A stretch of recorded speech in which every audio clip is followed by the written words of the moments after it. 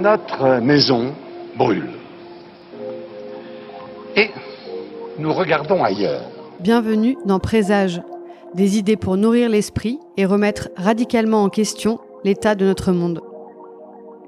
Je suis Alexia Soyeux et je reçois Michael Correa. Michael Correa est journaliste à Mediapart, spécialiste des questions climatiques. Dans son livre Criminel climatique, il enquête sur les 3 principales multinationales fossiles que sont Saudi Aramco, Gazprom et China Energy. Peu connues du grand public, ce sont pourtant les entreprises les plus polluantes, les plus climaticides et les plus prospères au monde. Elles sont d'ailleurs chacune solidement enracinées en France.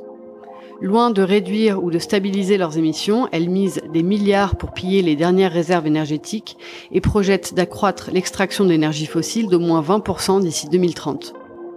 L'enquête éclaire le fonctionnement du système politique et économique qui leur permet de faire durer notre addiction générale au carbone en toute impunité et en toute connaissance de cause, en mettant à jour leur stratégie de corruption, néocolonialisme, lobbying, greenwashing et soft power.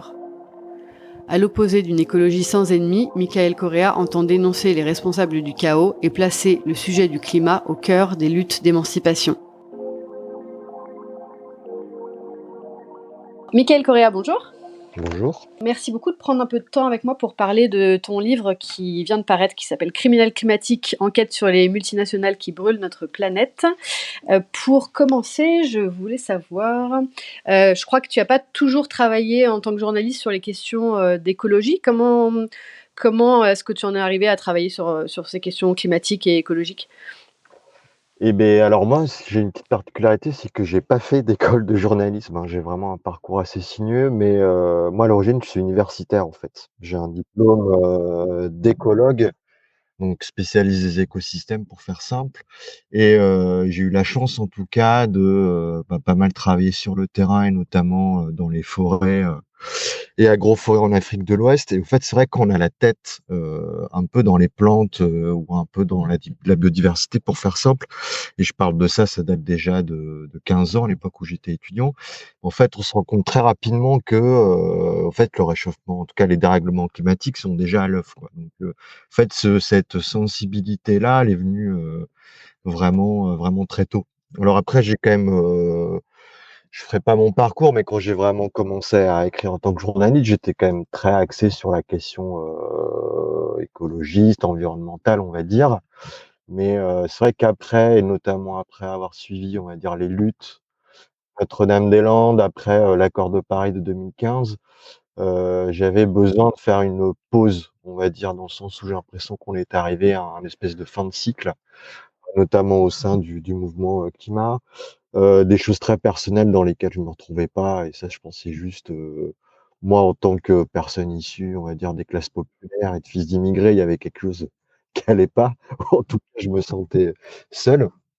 Et c'est vrai qu'il y a une petite parenthèse où là, j'ai plus été lu, on va dire, c'est quand j'ai écrit mon premier livre qui s'appelait Une histoire populaire du football, où c'était une parenthèse pour revenir un peu à, on va dire, mes origines sociales, pour faire vite, quoi. Et c'est vrai que depuis, on va dire, le tournant social des gilets jaunes, en 2018-2019, on a senti, en tout cas au sein des réflexions écolo en cours, qu'il y avait cette question sociale-là qui était beaucoup plus prégnante dans les discours, ou en tout cas aussi dans les manifestations. Et puis voilà, je me suis réattelé à cette question-là, mais beaucoup plus climatique, avec cette enquête-là. Après, c'est vraiment le point de départ du livre et de l'enquête. C'est vraiment une étude qui est sortie en juillet 2017, qui démontrait que une centaine de multinationales étaient responsables de 71% des émissions de gaz à effet de serre mondiales, hein, depuis 88. Un chiffre qui a finalement très peu circulé, mais c'est vrai que c'est quelque chose qui m'avait assez interpellé, dans le sens où les premières multinationales qui étaient listées dans ces datas, c'était des boîtes que je connaissais pas, quoi. C'est vrai que là, je me suis dit que c'était un bon point de départ pour l'enquête, et pour voilà, replonger dans cette question-là climatique avec un angle beaucoup plus centré sur la question des multinationales ou de ce qu'on peut appeler le capitalisme fossile, quoi. Ouais. Et donc, du coup, cette enquête, elle est née de ce chiffre-là Ouais. des 100 entreprises qui sont responsables, enfin, Mmh, qui sont mmh. responsables de 71% des émissions. Enfin, dans ce chiffre-là, et il faut aussi dire que les entreprises, elles sont responsables de ces émissions parce qu'il y a les scopes 1, 2, 3, Effectivement. et qu'il y a aussi les émissions, enfin, il y a une partie de nos émissions individuelles qui sont aussi comptées dans Mmh, mmh. cette partie-là. Tu dirais que le but de ce livre, c'est quoi pour toi? Bah, le but, c'était essayer de vraiment, d'essayer d'alerter, d'essayer de mettre une mise en lumière sur ces multinationales-là, quoi. Il y a un récit, c'est un peu dès l'introduction, du bouquin, je parle un peu du récit dominant, actuel sur la question de la enfin, qui nous dit qu'en tout cas, la question de comment lutter face au dérèglement climatique, ce serait une question de discipline individuelle. Ou en tout cas, il y a ce récit dominant, notamment autour de la question de l'empreinte carbone, hein. Donc je le rappelle dans le livre, qui a été, conçu au début des années 2000 par une agence de com, américaine, embauchée par la British Petroleum, pour essayer de commencer à promouvoir, en tout cas, l'idée que le chaos climatique, c'était pas la faute des entreprises, mais vraiment des consommateurs. Le but, c'était voilà, il y a eu toute une attention, un récit dominant autour de cette question de l'empreinte carbone, des éco-gestes. Mais Carbone 4 a justement, dans une étude démontré que voilà, même si on faisait, tous les, «super éco-gestes» entre guillemets, que ce soit être végétarien, ne plus prendre l'avion, arrêter la voiture et cetera, on arriverait, pour faire très vite, hein, à une réduction d'1/4 de nos émissions de gaz à effet de serre. Bref, essayer de plus réfléchir forcément à l'échelle de l'individu, qui est pour moi quelque chose de très culpabilisant et qui est pas forcément mobilisateur, hein. Je pense pas que la culpabilisation soit un bon moteur de mobilisation, qui sert aussi beaucoup à pointer du doigt les classes, populaires. Et donc au-delà de cette réflexion très individuo-centrée, des mesures, de CO2 et de gaz à effet de serre à l'échelle des États. Le but, c'était essayer de réfléchir à une autre échelle, quoi. Essayer de concentrer notre attention politique sur ces multinationales. Alors, j'ai pris les 3 premières parce que donc elles sont très peu connues du grand public, mais aussi parce qu'elles incarnent les 3 énergies fossiles, quoi, le pétrole, le gaz, et le charbon. La sinistre trinité des énergies Le fossiles. trinité des énergies fossiles, comme j'écris. Après, c'est un prétexte pour dérouler plein de fils, différents. Le fait que comment, donc c'est des boîtes, saoudiennes, chinoises et russes, mais le but, c'est de dire, voilà, c'est pas des entreprises qui sont très éloignées parce qu'elles sont complètement enracinées en France, quoi. On va dire le but ultime, en tout cas du livre, c'est de démontrer que la question climatique, c'est pas une question de physique, quoi, c'est pas une extériorité, c'est pas qu'une question de CO2, c'est vraiment toute une structure sociale, qui est à l'origine de cette problématique-là. Mmh. Et donc ces 3 entreprises, donc Saudi Aramco, China Energy et Gazprom, il faut quand même, enfin, donc effectivement, elles sont très peu connues, du grand public, mais il faut quand même rappeler qu'elles sont, largement, en tête des entreprises les plus polluantes et aussi des plus prospères. Enfin, ça n'a aucune commune mesure avec, des entreprises qu'on pourrait penser les plus riches du monde, telles que, Apple ou Amazon, quoi. Oui, oui. Bah, que Gazprom enfin, pardon, Saudi Aramco, si elle est pas connue du grand public, elle est très connue dans les milieux financiers, c'est l'entreprise la plus rentable au monde, quoi. Elle a fait plus de enfin, là, c'est en 2018, si je me trompe pas, en tout cas de mémoire, elle a fait plus de 111 milliards de dollars de bénéfices, quoi. Donc, c'est l'entreprise la plus rentable au monde. En termes de valeur boursière aussi, on est à c'est une entreprise qui est depuis décembre 2019 cotée en bourse. Quelques jours après son introduction, voilà, on a été autour d'une valeur boursière de 2 000 milliards de dollars. C'est plus que Google et Amazon, réunis, quoi. Donc, c'est vrai qu'on a plutôt en tête, les GAFA en tant que géants, quoi, que ce soit Google, Microsoft, Amazon et cetera. Mais quand on regarde vraiment les bénéfices nets et la valorisation boursière, on va dire, c'est vraiment ces géants du fossile qui trônent loin en tête, quoi. Enfin, en tout cas, investir dans les fossiles, ça reste, extrêmement, rentable, quoi.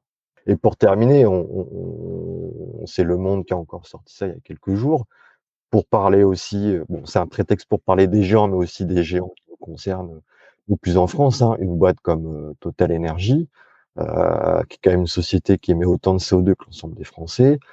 Là, de ce qui se dit d'ici quelques jours, c'est qu'elle va annoncer des chiffres, des bénéfices records, quoi, de l'ordre de 15 milliards d'euros pour l'année 2021. Ça va être le bénéfice le plus grand de l'histoire d'une société française, quoi. Donc, c'est quand même hallucinant qu'en 2022, alors qu'on est dans la décennie où il faut agir pour freiner le changement climatique, on a encore ces géants fossiles qui font des bénéfices records, quoi. Justement, donc on parle énormément de lutte contre la dérive climatique, de transition, et cetera. Là, on se rend bien compte en lisant, ton livre qu'on n'est pas ces entreprises-là, elles sont pas du tout en train de parler du pic des ressources ou de diminution de l'exploration, fossile. C'est vraiment, ils sont même pas en train de parler de stabiliser, leurs émissions, mais vraiment d'augmenter leur production et d'augmenter les recherches pour toujours plus aller fouiller les entrailles de la terre pour en extraire les énergies. Bah, si j'emploie le mot criminel climatique, oui, c'est pas de façon anecdotique, voilà, c'est des gens qui savent très bien, de toute façon, on le sait depuis plusieurs dizaines d'années qu'il faut laisser des énergies fossiles dans le sol. Voilà, elles ont un taux, enfin, comme tu disais très bien, on est même pas dans la stabilisation ni la réduction. C'est des gens qui ont des projets d'augmentation de production de 20% en moyenne d'ici 2030, quoi. Ouais. Et justement, donc par exemple, si on parle, plus particulièrement de Gazprom, donc Gazprom, donc c'est une entreprise, russe qui possède les plus grandes réserves de gaz, au monde, qui fournit aussi, de mémoire 40 du gaz pour l'Union européenne. Qu'est-ce qui se passe, par exemple, dans la péninsule de Yamal? Bah, il y a tout un front, ça c'est une des stratégies. Bon, c'est vrai que pour peut-être un peu plus expliciter, quand même, tout le fil du livre, c'est d'expliciter quelles sont les stratégies de ces multinationales-là pour perpétuer notre addiction au carbone, quoi. C'est vraiment ça, il y en a une petite dizaine qui sont mis au jour. Une des grandes stratégies de Gazprom, effectivement, c'est d'ouvrir un nouveau front, fossile, au-delà du cercle polaire. Il y a grosso modo un quart des réserves pétrogazières encore non exploitées dans le monde qui se retrouvent dans cette zone-là, quoi. Donc, Gazprom, avec l'aide de l'État russe, hein, puisqu'il faut savoir que c'est une entreprise publique, très proche du clan Poutine, est en train d'exploiter cette grande péninsule-là de Yamal, donc qui est au nord du cercle arctique, et qui découvre, c'est quasiment chaque mois, de nouveaux champs de gaz, quoi. Ce qui est aussi intéressant, c'est qu'ils sont aussi en train d'exploiter du pétrole dans cette région-là. Et pour montrer un peu les liens avec l'État russe, c'est une histoire que je raconte qui date de 2012-2013. Il y a Greenpeace qui a essayé d'alerter sur ce méga projet fossile d'extraction de pétrole dans l'Arctique. Quand Greenpeace essaye d'arraisonner la plateforme, il y a quand même Poutine qui va appeler le FSB, hein, qui sont les terribles services secrets russes, qui vont embarquer les militants de Greenpeace et qui vont faire plusieurs semaines de prison, quoi. Donc on a vraiment cette jonction-là, ce lien-là entre les intérêts de l'État russe et les intérêts de Gazprom. Ce qui est assez terrible sur cette colonisation industrielle du nord arctique par Gazprom, c'est que on est dans un funeste cercle vicieux, quoi. C'est-à-dire que on est en train d'insister donc au réchauffement des banquises. Du coup, les ressources pétrolières et gazières sont de plus en plus accessibles. Comme Gazprom exploite, elle émet de plus en plus de gaz à effet de serre dans l'atmosphère, qui va réchauffer encore plus l'Arctique, quoi. Donc c'est quelque chose d'assez terrible. Ce qui est assez terrible aussi, on est en train de s'apercevoir aussi, ben, c'est tout ce qu'on appelle le permafrost, hein. C'est cette couche de glace, de sol gelé, qui est en train de fondre et qui est en train de libérer, alors à la fois des bactéries. Il y a eu notamment un cas d'anthrax il y a quelques années. Il y a plus de 100 000 rennes qui ont dû être abattues. Il y a un jeune enfant autochtone des peuples Nénètes, si je ne me trompe pas, autochtone qui est décédé aussi de l'anthrax. Mais ce qu'on est en train de voir aussi, c'est que ça libère des quantités monstrueuses de méthane, qui, je rappelle, est un gaz à effet de serre qui, sur 20 ans, est 85 fois plus puissant que le CO2, quoi. Et sur ce qui est de Saudi Aramco et des réserves de pétrole, parce qu'il y a un peu deux écoles quand on parle du pétrole. Il y a ceux qui parlent du pic pétrolier et ceux qui en ont un peu rien à foutre. Du coup, Saudi Aramco, ils sont pas du tout en train de tabler sur un pic. Enfin, en tout cas, ils se fichent bien de savoir si on a passé le pic à l'échelle mondiale Oui. ou pas, quoi. Bah, il y a un cynisme assez dingue que je mets plusieurs fois dans le livre, du PDG d'Aramco, qui s'appelle Amin Nasser, qui s'amuse à dire que, voilà, que le pic de pétrole n'arrivera jamais. C'est quelqu'un qui croit pas du tout en la voiture électrique, hein. Et en quelque sorte, il a raison, puisqu'il y a encore énormément, il y a un parc automobile, en tout cas qui roule au combustible fossile encore gigantesque, qui va être là encore pour 40 ans. C'est quelqu'un quand même qui est assis sur 10% des réserves de brut mondiales. Si je me trompe pas, encore une fois de mémoire, c'est au moins 5 fois plus que son concurrent direct, hein, qui est Exxon et Chevron, quoi. On estime qu'il peut encore, avec ses 10% de réserves de pétrole mondiales, il pourrait encore extraire du pétrole pendant 70 ans. Donc, au fait, ce personnage-là est assis sur une véritable bombe climatique, quoi. Alors, ce qu'ils ont trouvé, eux, et ce qui est assez terrifiant, je pense, ils estiment que la nouvelle voie de valorisation du pétrole, ça va être le plastique, hein. Faut savoir que le plastique est beaucoup est à 99% produit à partir de pétrole et de gaz. Effectivement, ils ont annoncé il y a à peu près un an ou deux plus de 100 milliards de dollars d'investissement dans ce plastique-là. Et encore une fois, en lien avec d'autres grandes multinationales, et notamment Total, hein. Il y a Patrick Pouyanné qui a dit clairement que grâce au plastique, l'industrie pétrolière avait encore de beaux jours devant elle. Ouais. Donc Et effectivement, il y a l'industrie de la pétrochimie, tu disais dans le livre, ça représente aujourd'hui à peu près 14% d'utilisation du pétrole. ouais, c'est ça, déjà. On estime que d'ici 20 ans, on consommera plus de pétrole pour produire du plastique que pour l'essence de nos voitures, quoi. Donc c'est un angle mort, comme tu dis dans le livre, Ouais, bah, de la crise climatique, quoi. c'est même pas moi qui le dis, c'est que c'est Fatih Birol qui est le boss de l'agence International de l'énergie. de l'énergie, qui est Mm. vraiment loin d'être un repère d'écologistes, quoi. Donc, effectivement, il y a cette face cachée. Déjà, à l'heure actuelle, on estime que la production de plastique, elle émet autant de gaz à effet de serre qu'un pays comme l'Allemagne, quoi. Donc, il y a toute une stratégie, effectivement, à la fois en recherche et technologie, où là encore, on retrouve aussi des Français, notamment l'Institut français du pétrole, qui est là pour apporter son savoir-faire et ses technologies, mais aussi tout un ensemble de méga complexes euh, de raffineries qui est en train de s'installer, notamment sur toute l'Asie du Sud-Est, quoi. Alors, en plus, ça pose ces méga raffineries, ces énormes complexes. Bon, à la fois, c'est extrêmement écocide, hein, ça détruit énormément de zones protégées, et il y a aussi de nombreux accidents du travail dans ces raffineries, enfin dans ces complexes de pétrochimie. Mm. Et à tel point, justement, enfin, la pétrochimie est tellement en développement que en 2020, c'est Amin Nasser, donc le PDG de Saudi Aramco, qui a reçu le prix de l'industriel chimique de l'année. Donc ce Cavalier Award. Et quel message ça envoie, ça, du coup, au monde financier? Bah, ça, on voit tout simplement qu'il faut en mettre des billes dans le plastique, quoi. C'est juste ça. C'est vraiment un club privé de New York qui a décidé de couronner le roi du pétrole. C'est quelque chose qui m'a interpellé. Pourquoi l'industrie chimique américaine donne un prix à ce personnage-là? Et c'est vraiment un signal très fort au marché pour dire, encore une fois, voilà, la nouvelle voie du pétrole, ça va être le plastique. Donc, allez-y, investissez. Il y aura des bénéfices à se faire, quoi. Pour terminer sur la question des bénéfices, c'est important, et c'est qu'il y a toute une nouvelle technologie qui est en train aujourd'hui d'arriver à bout. L'objectif, c'est que, enfin, en gros, aujourd'hui, avec les raffineries conventionnelles, on arrive enfin, à partir d'un baril brut, on arrive à faire à peu près 20% de plastique. Là, on perd avec ces nouvelles technologies, ce qu'on appelle le crude oil to chemicals, hein, le COTC, ça permettrait de convertir directement 70% d'un baril brut en plastique.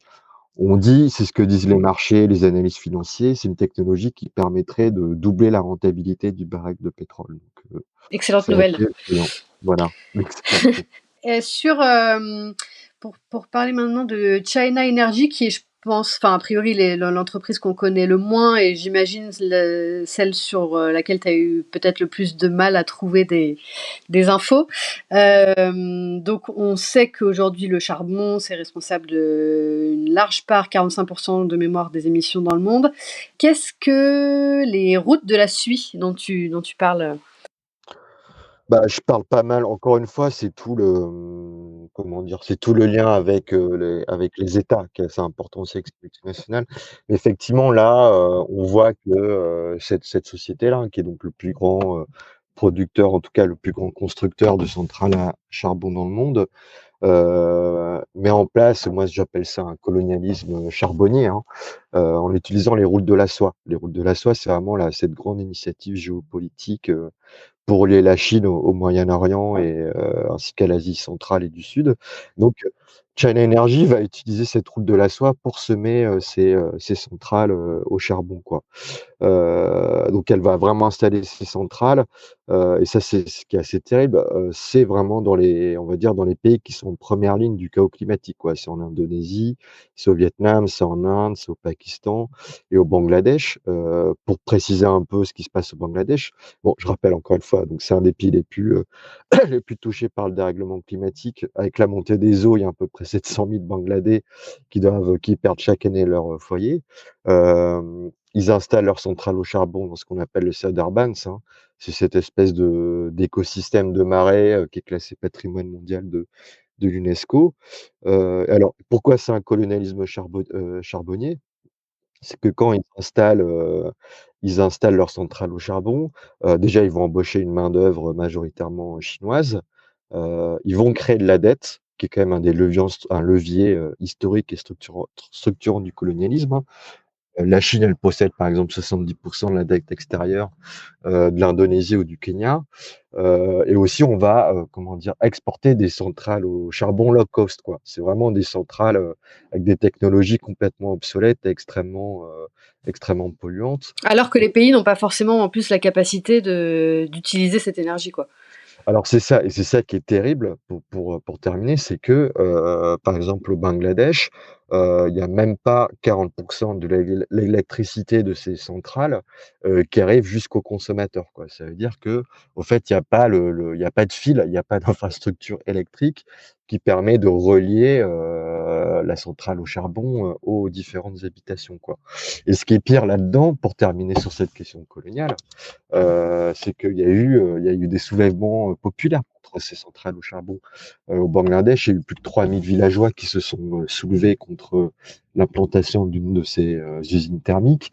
En 2016, il y a eu plus de 5 personnes qui ont été, tuées par la répression policière, quoi. C'est des logiques qu'on retrouve aussi en Afrique, hein, au Ghana, à Madagascar ou au Kenya, où pareil, il y a eu une énorme répression policière qui a été dénoncée par Human Rights Watch en 2018, quoi. Mmh. Et est-ce que tu peux expliquer le sujet des centrales zombies? Oui, ça, c'est un peu compliqué. Alors les centrales, zombies, entre guillemets, en fait, on va dire qu'à partir de 2018, enfin en gros 2015-2016, la Chine s'engage, à respecter les accords de Paris. Heu et on va avoir aussi de plus en plus, on va dire, de discours du président chinois, de Xi Jinping, de créer une grande, je cite ces mots, hein, une grande civilisation écologique. En septembre dernier, il a encore parlé, de la volonté de la Chine, d'atteindre la neutralité carbone, d'ici 2060. Donc tout le monde était, et c'était le discours officiel de la Chine, était dans l'optique de, voilà, la Chine va effectuer sa transition et fermer ses centrales au charbon. En tout cas, elle a annoncé qu'elle ne construirait plus de centrales au charbon sur son propre territoire. Ce qui s'est passé à partir de 2016, 2017-2018, c'est qu'il y a des activistes, notamment américains, en regardant des photos, des photos de centrales à charbon, des photos aériennes, pardon, des photos satellites, qui se sont rendus compte qu'au fait, il y avait énormément de centrales, au charbon, en construction, ou en tout cas aussi quand ils ont commencé à fouiller un peu les données financières, tout cas, il y avait pas mal de projets de centrales à charbon dans les tuyaux. On estime qu'en termes de capacité électrique, c'est plus de 250 gigawatts, quoi. En gros, c'est l'équivalent des capacités électriques au charbon qui existent aux États-Unis, qui sont en train d'être construites en catimini à l'abri du regard de la communauté internationale. Ce qui est intéressant là-dedans, c'est qu'on a souvent le cliché de la Chine, ce pouvoir autorité centrale qui peut faire ce qu'il veut sur son territoire. Au fait, non. Il y a China Energy. Effectivement, il y a une vraie volonté de l'État chinois, ou a priori de mettre fin aux centrales au charbon. Mais China Energy a un lobby tellement gigantesque, et c'est au sein de l'appareil d'État chinois, que par exemple, ils ont toujours réussi à bloquer la volonté de l'État chinois de créer un ministère de l'énergie en Chine. Et surtout, ils ont réussi à passer outre les mesures d'interdiction qu'avait mis en place le Parti communiste chinois dans ces provinces pour arrêter tout nouveau projet de centrale au charbon, quoi. Ils ont réussi à passer outre ça. Donc, on parle de centrales zombies parce qu'on se dit, alors des fois, il y en a qui sont à l'arrêt, des fois, tout d'un coup, les chantiers reprennent, des fois, pour des opérations un peu de communication, certaines provinces peuvent arrêter. Bon, en tout cas, encore une fois, je reparle encore une fois de bombes climatiques. Voilà, c'est des centrales qui peuvent se réveiller, être reconstruites. On l'a vu là, juste après la crise, après la pandémie. On a vu, c'était assez cynique parce que c'était durant la COP, si je me souviens bien, ou c'était pendant la COP en novembre, où voilà, la Chine avait augmenté sa production d'électricité au charbon de 10%. Et donc là, on voit comment ces centrales-là peuvent être réutilisées pour injecter de l'électricité dans le moteur économique chinois. Ouais, mais du coup, c'est vrai que c'est assez contre-intuitif parce qu'on a l'impression que l'État chinois peut un peu faire ce qu'il veut pour mener ses politiques. Et du coup, ça veut dire quand même que les conglomérats du charbon sont, bon, pas plus forts, mais en tout cas peuvent rivaliser avec la puissance de l'État, quoi. Bah, c'est difficile parce que pour donner un petit chiffre, par exemple, il y a plus de 4 millions de Chinois qui travaillent encore dans les mines de charbon. Donc, alors c'est dans des conditions épouvantables, mais en termes d'emploi, en termes de comment les centrales au charbon, elles participent à alimenter ce grand moteur économique mondial. Voilà, il y a un rapport de force qui est assez, qui est extrêmement puissant, effectivement. Mmh. Et donc le choix de qualifier ces entreprises de criminels, j'imagine que c'est pas un choix que tu as fait de façon anodine. On voit bien qu'il y a des diverses stratégies qui sont utilisées pour développer leur politique et que ces entreprises sont soutenues par des cercles de pouvoir, économiques et politiques et notamment grâce à des stratégies un peu de soft power, de mécénat culturel, dans le football aussi. Est-ce que tu peux parler un petit peu de ça? Oui, oui, il y a notamment Gazprom, donc qui est un peu plus connu du public, notamment à cause du football, au fait. C'est vraiment un outil. Gazprom a été très intelligent pour essayer de, voilà, enfin, ils ont vraiment mis en place une vraie stratégie de rayonnement à l'international pour, notamment en Europe, hein, améliorer sa mauvaise réputation de géant du gaz, quoi. Sachant que c'est encore une entreprise qui est beaucoup associée à la Russie et encore une fois, qui en Europe de l'Est en Europe de l'Ouest, pardon, est plutôt, connoté de façon négative. Ce qu'ils ont fait, alors c'est, dès, 2005-2010, ils ont commencé à acheter des clubs, en fait, pour vraiment, transformer en plateforme publicitaire aux couleurs de Gazprom. Ils ont acheté le club de Saint-Pétersbourg, hein, qui est le FC Zénith. Ils ont reconstruit leur stade, hein, qui s'appelle la Gazprom Arena. Ils ont aussi depuis, alors je crois que c'est depuis 2006, ouais, ils sont sponsors maillot du Schalke, donc qui est un grand club populaire et ouvrier en Allemagne. C'est très malin aussi de leur part, en tout cas, c'est pas anodin. C'est une équipe qui est vraiment située dans la Ruhr, quoi, qui est un grand ancien bassin industriel allemand, qui a un gros lieu de stockage du gaz en Europe et qui est encore une zone industrielle qui est alimentée par pas mal de gazoducs, quoi. Ce qui est intéressant avec le Schalke, c'est que quand le parrainage, donc qui a été effectué en 2006 pour afficher le logo Gazprom sur le maillot Schalke, ça a été fait en même temps que le contrat Nord Stream. Le Nord Stream, c'est ce fameux énorme gazoduc, hein. C'est un corridor énergétique, on va dire, qui relie directement la Russie à l'Allemagne. Allemagne qui est la porte d'entrée ensuite du gaz en Europe, hein. Comme tu le disais, hein, il y a 40% du gaz consommé en Union européenne qui provient de Gazprom, quoi. Donc en gros, ce sponsoring-là du FC Schalke, ça a servi en tout cas, on va dire, à mettre de l'huile dans les rouages de russo-allemands, quoi. Ils ont même dégoté Gerhard Schröder, l'ancien chancelier allemand, qui est depuis 2006 à la tête du consortium Nord Stream, et qui s'est toujours affiché comme un grand supporter de foot du FC Schalke, quoi. Ils sont aussi sponsors depuis 2012 de la Champions League, hein, qui est vraiment la grande compétition du football européen. C'est vraiment une compétition très prestigieuse avec plus de 400 millions de téléspectateurs. Et leur grand coup, ça a été la Coupe du monde de football en Russie en 2018. Vraiment, Gazprom était partout sur les terrains, comme à la télévision, hein, durant la mi-temps de la finale du mondial. Il y a quand même eu un clip à la gloire de Gazprom, hein. La finale du mondial, c'est plus d'un milliard de téléspectateurs, quoi. Sachant en mai dernier, l'UEFA, donc la fédération de football européenne, a refait un partenariat avec Gazprom pour les 2 prochains Euro et pour la Ligue des Champions jusqu'en 2024, quoi. Donc c'est vraiment une stratégie, voilà, d'essayer de redorer son blason à l'échelle internationale et utiliser le sport le plus populaire au monde. C'est vraiment très très malin de la part de Gazprom, quoi. Ouais. Et comment s'appelle déjà leur programme pour les enfants?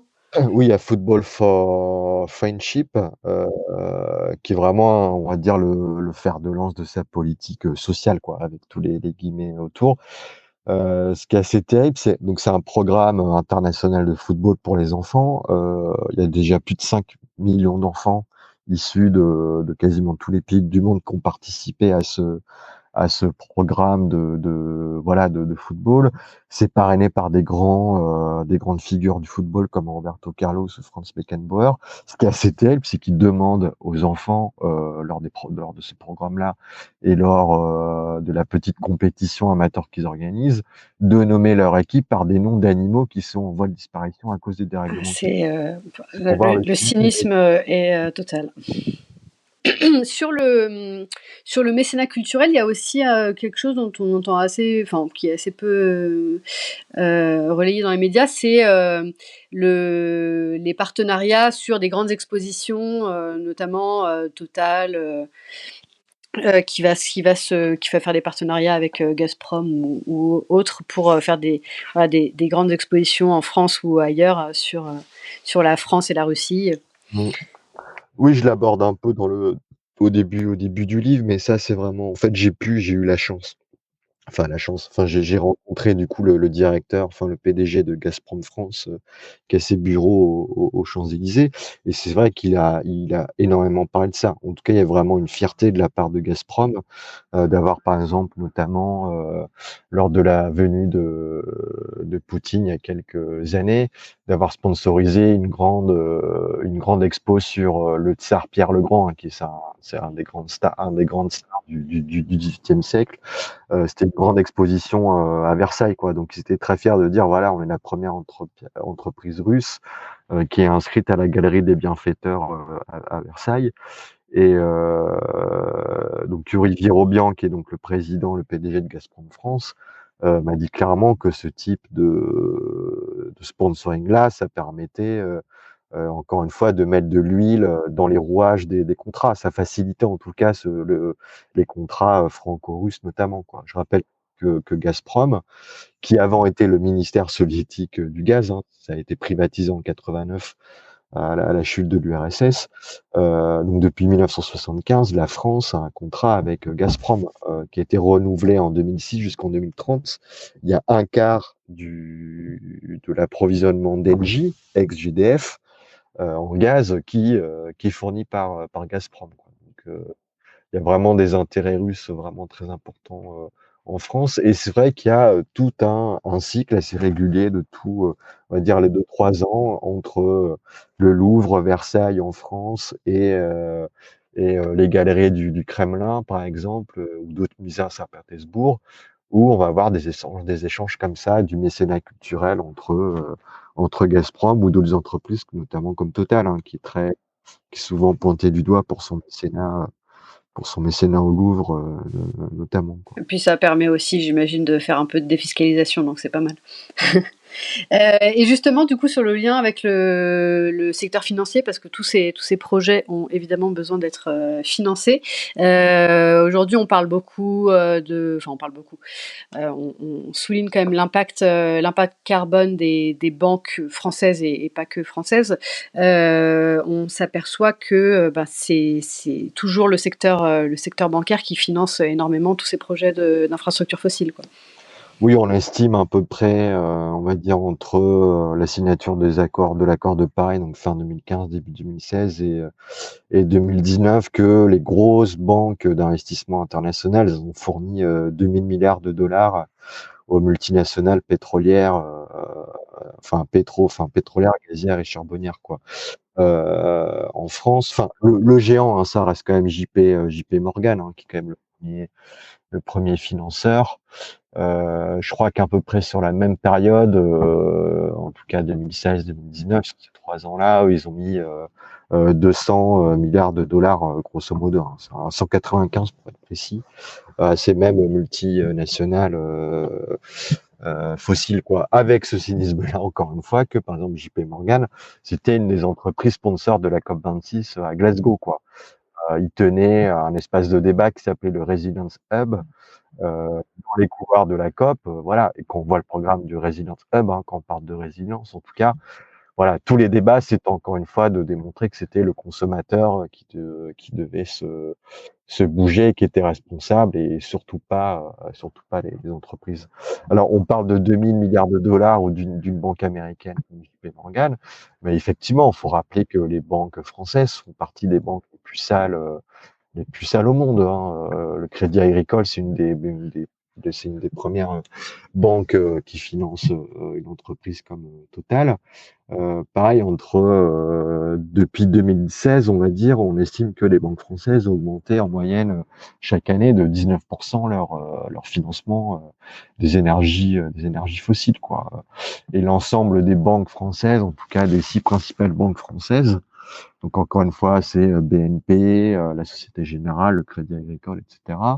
Elles émettent 8 fois plus de CO2 que l'ensemble des Français, quoi. Tellement leurs capitaux, en tout cas, où vont leurs capitaux, elles participent à cet accroissement des énergies fossiles, et elles font que ces banques sont intrinsèquement climaticides, quoi. En tout cas, elles alimentent le moteur du brasier climatique, quoi. Ouais, tout en ayant une stratégie de com qui vise à dire l'inverse, quoi, qu'elles vont arrêter, de financer, en ce moment, il y a beaucoup de campagnes, dans ce sens-là, quoi. Ouais, oui, bah ça, il y a tout un travail que fait très bien l'association Reclaim Finance, qui pensons pour démontrer un peu qu'est-ce qui se cache derrière ces discours, et surtout comment ces banques-là ont des stratégies pour aussi essayer de financer, on va dire en cachette, hein. J'ai pas envie de rentrer dans du verbiage financier, mais pour financer de façon assez discrète, hein, notamment à travers pas ce qu'on appelle des actifs mais des passifs, les énergies fossiles, quoi. Sur, l'implantation du coup de ces entreprises de ces tr enfin de Gazprom, Aramco et China Energy en France, donc on a dit Gazprom fournit, une bonne partie du gaz, qui circule en France. Aramco travaille en fait avec, un laboratoire qui est abrité par l'Institut français du pétrole, à Rueil. Et China Energy, quant à elle, travaille, main dans la main avec EDF, pardon, pour différents projets. Est-ce que tu peux un peu, parler de cette implantation justement en France? Donc les 3, oui, effectivement, bon, bah, pour prendre un peu dans l'ordre, oui, effectivement, Saudi Aramco travaille main dans la main avec l'Institut français du pétrole, qui est une vieille institution, on va dire scientifique, et de recherche et développement française, donc à 10 kilomètres à vol d'oiseau de Paris. Ils ont un laboratoire extrêmement confidentiel, où on a une armada de chercheurs qui travaillent à optimiser les moteurs à essence, quoi. Essayer d'augmenter le rendement des moteurs à essence pour les voitures. Ça veut dire qu'on a quand même à 10 kilomètres d'une capitale européenne où on meurt le plus de la pollution automobile, hein, en Europe, hein, Paris, où on a le plus grand criminel climatique de l'histoire qui travaille de façon extrêmement discrète à perpétuer les voitures à essence, quoi. En expliquant du coup que grâce aux gains d'efficacité énergétique, on va réussir à faire des voitures à essence, mais propres.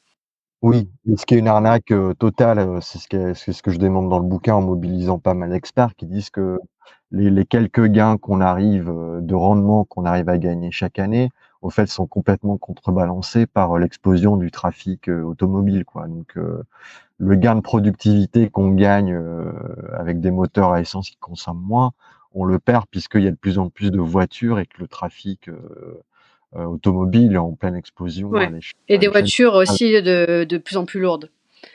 Effectivement, oui, après il y a tout le fait, et ça c'est assez démontré, notamment en France, que les voitures sont de plus en plus grosses, de plus en plus lourdes, de plus en plus puissantes. Le symbole phare de ça, c'est les fameux SUV, quoi, ces fameux 4 urbains. On est en train de se rendre compte depuis 2 ans que c'est le deuxième facteur de croissance des émissions de CO2 dans le monde. En France, les SUV, c'est déjà près de 40% des nouvelles des voitures neuves achetées chaque année. Donc, on a ces espèces de monstres automobiles qui sont en pleine croissance, quoi. Pour revenir sur Gazprom, c'est une société donc qui est implantée en France. À l'heure actuelle, elle fournit du gaz à plus de 15 000 entreprises et collectivités. C'est des collectivités comme Nantes Métropole, comme l'université de Strasbourg. C'est des sociétés comme Mercedes-Benz ou le géant de l'immobilier français Foncia. Il y a même le ministère de la Défense et le Parlement à Strasbourg qui m'ont tous les deux avoué du bout des lèvres qu'ils ont eu à un moment un contrat d'approvisionnement en gaz par Gazprom, quoi. Et pour finir sur China Energy, lorsqu'en mars 2019, il y a eu une visite officielle de la Chine, donc qui était accueillie à l'Élysée par Emmanuel Macron, il y a un contrat relativement discret qui a été signé entre EDF et China Energy pour créer tout un parc éolien au large de la Chine pour China Energy, pour qu'EDF fasse ces éoliennes-là.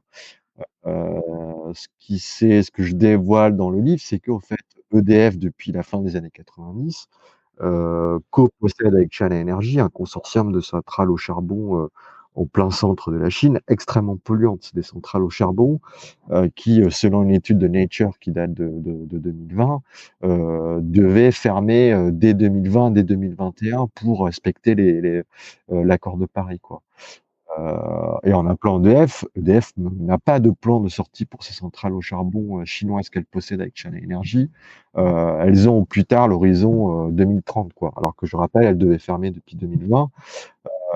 Et ce que ça démontre aussi in fine, c'est que au fait, les éoliennes, ce contrat de parc éolienne sur lequel China Energy et même EDF a beaucoup communiqué en fanfare. En fait, c'est qu'une vaste opération de greenwashing, puisque la capacité électrique des centrales au charbon que possèdent EDF et China Energy, ce qu'ils produisent, c'est 6 fois plus important que ce que va créer le futur parc éolien, quoi. Donc on voit que c'est une vaste fumisterie, cette question-là du Ouais. parc éolien. Peut-être pour conclure un peu le tour d'horizon de ce que tu étudies, il y a aussi évidemment une grosse partie de greenwashing avec le travail sur les technologies de capture et stockage du carbone, pardon. Évidemment, miser tout sur le techno-optimisme, l'hydrogène, la compensation, etc. Bon, on va pas en parler trop en détail, mais si tu veux dire un petit mot là-dessus. Bah, c'est juste que il suffit de prendre une calculette et de voir qu'est-ce que permet ce type de technologie là en fait. C'est que China Energy, par exemple, a beaucoup communiqué aussi sur ses nouveaux systèmes donc de capture de carbone, hein. En gros, on met à la sortie de la cheminée quelque chose qui aspire le carbone, et ensuite on ne sait toujours pas comment on va l'ensevelir sous terre. Bon, en fait, en faisant les calculs, on s'aperçoit que ça capte à peine 0,5% de ce qu'émet chaque année la centrale, au charbon, quoi. Une des plus performantes, enfin, il y a qu'une vingtaine de dispositifs, hein, de capture de charbon au monde, donc c'est encore extrêmement balbutiant. Une des plus performantes, elle est sur une des usines saoudiennes d'Aramco. Pareil, quand on fait la calcul, ce dispositif-là, donc qui est censé être extrêmement performant, en tout cas le plus performant à l'heure actuelle, en 5 ans, ça a réussi à capturer 0,2% du CO2 qu'émet Aramco en une seule année, quoi. C'est la même chose sur les arbres. Aramco communique énormément sur le fait qu'ils ont planté plus de 5 millions d'arbres en Arabie Saoudite, hein, des palétuviers. Ils appellent ça les guerriers climatiques de première ligne. Pareil, au fait, un palétuvier, ça dure une soixantaine d'années. En fait, en 60 ans, ces arbres-là, ils vont à peine absorber, c'est moins de 0,1% de ce qu'Aramco émet en une seule année. Donc encore une fois, c'est une vaste opération de greenwashing, ces questions-là, de nouvelles technologies de séquestration du carbone et ça encore une fois, Total communique aussi beaucoup, le fait de planter des arbres, quoi, un peu Ouais. partout, Puis au-delà du fait que les ordres de grandeur sont pas du tout en adéquation avec le problème, ça permet avant tout de maintenir à tout prix le business, quoi, tel qu'il est. Ouais. Bon, donc c'est un tour quand même assez déprimant de la situation mondiale. Comment toi, enfin, dans quel état d'esprit t'es voilà, en ce moment après la sortie du livre? Est-ce que tu es content de la couverture médiatique qu'il y a eu depuis 2 semaines là? Ouais, ouais, le livre commence à avoir une belle presse. Après, c'est qu'est-ce que ça va enclencher après? Donc, le but, c'est pas d'essayer de sonner les gens ou d'essayer de les assommer avec des chiffres et de dire: «Bon, ces mastodontes-là fossiles sont tellement, gigantesques qu'on peut rien faire». Non, ce que j'essaye d'insuffler au moins, c'est au moins, essayer, enfin, en tout cas, un peu de rage. En tout cas, moi, c'est ce que je suis plutôt dans cet esprit-là, plutôt quelque chose qui me révolte et qui me pousse, à l'action. Et le message que j'essaye de marteler à chaque fois, c'est ce que je disais au début de l'entretien, c'est que c'est une question de structure sociale aussi. Ça veut dire que il y a toute cette question de qu'est-ce qu'on va faire de ces industries-là? Il faut se poser réellement la question, est-ce qu'il faut les démanteler? Est-ce qu'il faut, les nationaliser, les reconvertir? Enfin, je pense très concrètement à une entreprise, comme, Total. Mais ce que j'essaye de démontrer aussi, c'est qu'en parlant de structure sociale, au fait, on a plein d'autres leviers, d'action. Je parle, c'est un peu la conclusion du livre, quoi. Rappeler que, le fait que 1% des plus riches ont une empreinte carbone 8 fois supérieure à la moitié la plus pauvre des Français, ça veut dire que quand on lutte pour plus de justice sociale ou plus d'égalité salariale, c'est quelque chose aussi qui vient bouleverser le chaos climatique, quoi. Ouais. Ce que tu Heu, dis, c'est que le capitalisme fossile est au carrefour de oui, de toutes les luttes de toutes des d'émancipation. luttes d'émancipation, en fait, si on réfléchit un peu, dans d'une perspective beaucoup plus féministe, on est en train de se rendre compte aussi que les hommes ont beaucoup plus émettent beaucoup plus de gaz à effet de serre, notamment à cause on va dire, des signes extérieurs de virilité, hein, comme la voiture ou une alimentation plus carnée. Voilà, travailler cette question-là de la masculinité ou en tout cas du patriarcat, pareil, c'est un levier qui peut jouer sur la question des émissions de CO2. Il y a toute la question antiraciste, antifasciste aussi. Le dernier rapport du GIEC, d'où le dernier, faisait des modélisations, sociales et qui montrait que si on était sur, la même, trajectoire qu'aujourd'hui et eux, ils parlent, enfin, pour les citer, ils parlent, pour ce modèle-là, d'augmentation des inégalités sociales et d'augmentation des conflits, enfin des nationalismes, hein. On était sur une trajectoire de 3 à 3,5 degrés de réchauffement d'ici 2100, quoi. Donc lutter contre, le délire identitaire et la fascisation de la société, c'est aussi par ricochet, lutter contre cette question-là climatique. C'est vraiment ce que j'essaye le message que j'ai envie que le lectorat retienne, c'est que voilà, le climat est vraiment au carrefour des luttes, d'émancipation et que, se mobiliser, faire grève sur son lieu de travail pour plus d'égalité salariale ou de justice sociale ou comme l'ont fait les gilets jaunes en 2018, lutter contre, le racisme, pointer du doigt les dérives coloniales, de l'État français, lutter contre, les délires identitaires de Zemmour, ou on continue à marteler cette, dynamique féministe MeToo, tout ça participe à bouleverser le statu quo climatique, quoi. Donc, et c'est aussi un creuset, on va dire, pour tisser, des nouvelles alliances au sein du mouvement, climat, quoi. Est en train d'un peu s'opérer. Il y a de plus en plus de travail qui est en train d'être effectué pour avoir pour avoir des liens avec notamment le comité Adama, par exemple, sur ces questions-là raciales. Il y a des projets enfin moi j'appelle ça l'écologie des mains dans le cambouis, où on voit les raffineurs de Total à Grandpuits qui travaillent main dans la main avec des militants écologistes pour essayer de travailler après s'être mis en grève à comment reconvertir cette raffinerie-là, hein, comment répondre aux besoins sociaux de leur territoire. Donc, on voit comme ça qu'il y a plein d'alliances possibles qui peuvent être intéressantes, qui peuvent vraiment bouleverser ce capitalisme fossile, quoi. Il y a vraiment bien plein de leviers de lutte, donc à la fois, c'est ce que je dis là, de lutte très concrète. Il y a aussi un levier juridique, hein. C'est pour ça que le mot criminel climatique, il appelle aussi à ça, hein, à la question de la justice. Et on le voit comment aux États-Unis, en ce moment, on a les géants pétroliers qui sont auditionnés par le Congrès américain pour déni climatique. On a vu encore il y a quelques mois comment les citoyens aux Pays-Bas ont réussi à imposer une réduction des émissions à échelle. Il y a tout la question financière aussi, cette question c'était les dernières questions que tu posais, de couper les robinets financiers de ces grandes multinationales là, quoi. Et puis il y a toute une autre question qui est la question de la régulation. Mmh. Ouais, ouais. Avant tout, il faut aussi arriver à faire passer le message, enfin, aller justement contre le message dominant qui est que tous les problèmes seraient de l'ordre de la responsabilité individuelle, aussi bien pour les relations hommes-femmes que pour l'écologie, que pour les questions de violence policière ou autre. En fait, on s'aperçoit que c'est ça qui est systémique, en fait, c'est que on remet tout le temps la responsabilité sur les individus pour ne pas parler des structures qui nous posent problème. Et c'est le même sujet sur l'écologie que pour le reste, quoi.